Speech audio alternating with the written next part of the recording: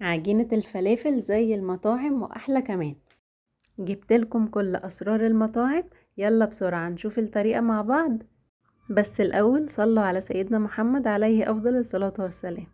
أول حاجة هنحتاجها هي نص كيلو فول مدشوش، هنغسله كويس وننقعه في مية ليلة كاملة. تاني يوم هتلاقوه بالشكل ده، حجم الفول كله كبر، وهتلاحظوا ان كمية الفول حجمها تضاعف، وكمان حبة الفول بقت طرية جدا زي ما انتوا شايفين كده، نقدر ان احنا نكسرها بايدنا. بعد كده هنصفي الفول من المية ونبدأ بقى نجهز باقي الحاجات اللي هنضيفها عليه. هنحتاج حزمة كرات وحزمة كزبرة وبصلتين صغيرين او بصلة متوسطة، يفضل ان البصل يكون ابيض مش احمر.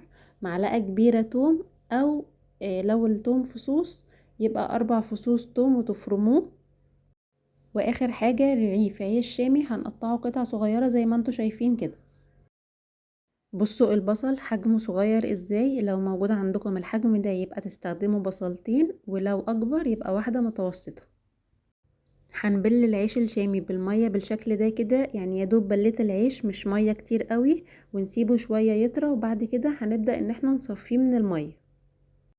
وهنا ضفت الخضرة على الفول، قطعت الكرات بالشكل ده كده، وضفت الكزبرة والبصل برضو قطعته، كل بصلاية قطعتها 4 وضفتها على الفول.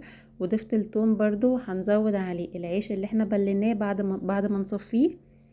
وبعد كده هنبدأ بقى نفرم الكلام الحلو ده كله، يا اما في الكبة يا اما في المفرمة، حسب المتاح عندكم، ده ينفع وده ينفع. والعيش الشامي بعد ما نسيبه شوية في المية بيبقى بالشكل ده كده، بنصفيه كويس ونبدأ نضيفه على باقي المكونات التانية. لو مش متوفر عندكم عيش شامي ممكن تستعملوا عيش بلدي بس رغيف صغير، او نص رغيف لو الرغيف عندكم كبير. فايدة العيش اللي احنا بنحطه ان هو العيش ده فيه خميرة، فده بيخلي العجينة لما نيجي نقليها بعد كده تبقى هشة ومش مكتومة. وده بقى السر اللي بيحطه الناس بتوع محلات الفول والفلافل، ان هما بيضيفوا عيش على المكونات بتاعة عجينة الفلافل، وده اللي بيديها طعم مميز جدا وبيخليها هشة خالص لما نيجي نقليها. انا هستخدم المفرمة في فرم المكونات بتاعتي. طبعا زي ما قلت لكم تقدروا تستعملوا الكبة لو مش متوفر المفرمة. هنا هبدأ احط المكونات اللي عندهم مفرمة وهيستعملوها، بتبدأوا تضيفوا المكونات شوية بشوية، ما تزودوش قوي الكمية. يعني شوية فول وشوية خضرة، عشان الخضرة هتبدأ تنزل مية وتسهل معاكم عملية الفرم. ما تزودوش كمية فول كتير مرة واحدة عشان المفرمة ما تقفش معاكم.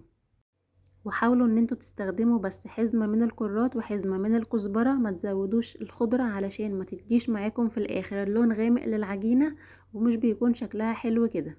هو يدوب الكرات والكزبرة ومش بنضيف اي خضرة تانية، وحزمة صغيرة من ده وحزمة صغيرة من ده.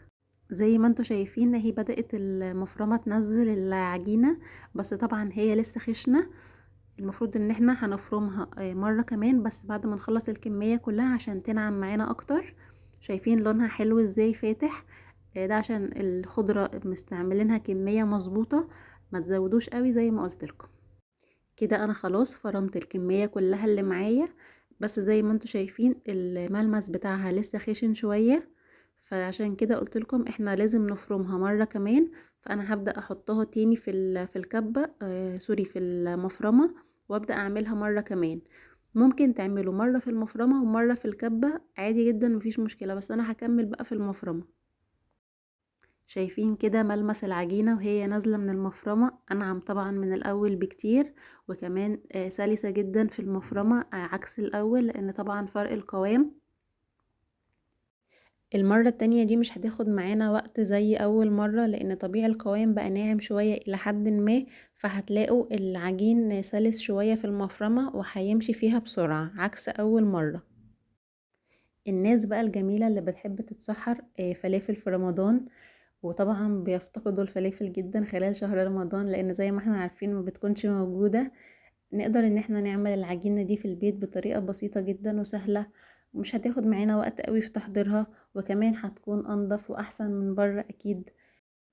وكمان هي المكونات بتاعتها مش مكلفة، فسهل جدا ان احنا نعملها ونخزنها في الفريزر. هقولكم ازاي في اخر الفيديو تخزنوها في الفريزر بطريقة كويسة، ولما تطلع معاكم ما تاخدش وقت خالص في ان هي تفك. يا دوب هتضيفوا عليها البهارات والحاجة بتاعتها وتقلوها على طول، هتكون زي الفل معاكم. وطبعا زي ما انتوا شايفين احنا مضفناش هنا للعجينة اي بهارات ولا اي حاجة خالص، لان احنا مش بنضيف، احنا بنخزنها بالشكل ده كده. وقت القلي هو اللي بنضيف عليها البهارات بتاعتها. هقول لكم برضو في الاخر لما نجرب ان احنا نقلي مع بعض ايه الحاجات اللي بنحطها عليها. وبكده اكون خلصت مرحلة الفرم التانية. زي ما انتوا شايفين العجينة لونها حلو جدا جدا، وكمان بقت ناعمة خالص وطرية جدا. بصوا كده ملمسها معايا طرية جدا جدا وناعمة، طبعا احسن من الاول بكتير. عشان كده قلت لكم لازم ان احنا نفرم العجينة مرة كمان عشان تطرى خالص معانا. بجد ملمسها حلو جدا جدا وناعمة خالص. شايفين بقى الجمال؟ فلفلاية زي القمر اهي. تفرق ايه بقى دي عن بره؟ احلى وانضف واوفر طبعا. تحفة جدا جدا. كده احنا خلصنا اهو عجينة الفلافل، ما فيهاش اي حاجة خالص، بسيطة جدا جدا. يدوب بس هو الوقت اللي بتاخده بتاع وقت الفرم، غير كده مفيش اي حاجة خالص، سهلة جدا زي ما قلت لكم. هبدأ اقسم الكمية اللي معايا في اكياس تلاجة زي ما انتوا شايفين كده. انا ظبطت وزن الكيس 200 جرام، طبعا تقدروا تظبطوا الكمية زي ما انتوا عايزين حسب عدد الافراد. كمية الفول المدشوش اللي عملناها عملت معايا حوالي 6 اكياس، كل كيس 200 جرام. وتقريبا كان وزن العجينة كلها كيلو وربع، يعني نص كيلو فول مدشوش بيعمل معانا كيلو وربع عجينة فلافل. بنبدأ ان احنا نبطط العجينة بالشكل ده كده في الكيس، بنخلي سمكها رفيع. ده اولا علشان ما تاخدش مكان معانا في الفريزر، وتاني حاجة علشان لما نطلعها تفك معانا بسرعة. تعالوا بقى نجرب العجينة اللي عملناها دي ونقليها ونشوف شكلها هيطلع ايه معانا. هنزود عليها ملح وكمون وكزبرة، دي بس البهارات اللي بنضيفها عليها. بنزود نص معلقة صغيرة بيكنج باودر علشان تدي العجينة هشاشة اكتر. قلبت كله كويس جدا. انا بحب ازود للعجينة نفسها سمسم، هزود عليها معلقة كبيرة سمسم واقلب كله مع بعض. ده بيخلي العجينة كلها يبقى فيها سمسم، بيبقى طعمها حلو جدا. وممكن طبعا تحطوا سمسم على الوش، بس دي حاجة اختيارية زي ما انتوا عايزين. بلوا ايديكم بالمية وابدأوا شكلوا العجينة اقراص مدورة بالشكل ده كده، وانتوا ظبطوا حجم القرص زي ما انتوا عايزين. بعد كده هنبدأ نقليها في زيت سخن. يفضل ان الزيت اللي هتقلوا فيه الفلافل ما يكونش ده اول استخدام ليه، يعني لازم تكونوا قليتوا فيه حاجة قبل كده، ده بيفرق جدا في طعمها، وده برضو سر المحلات. بعد كده بتوطوا النار على الزيت علشان الفلافل تستوي من جوه كويس.